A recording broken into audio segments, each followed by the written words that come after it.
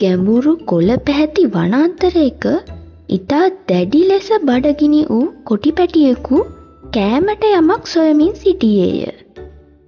කොටියට හදිසියේම කුඩා හාවෙකු දැකගත හැකි වූ අතර වහාම තම යෝධ අත් දෙකෙන් හාවාව යට කරගත්තේය.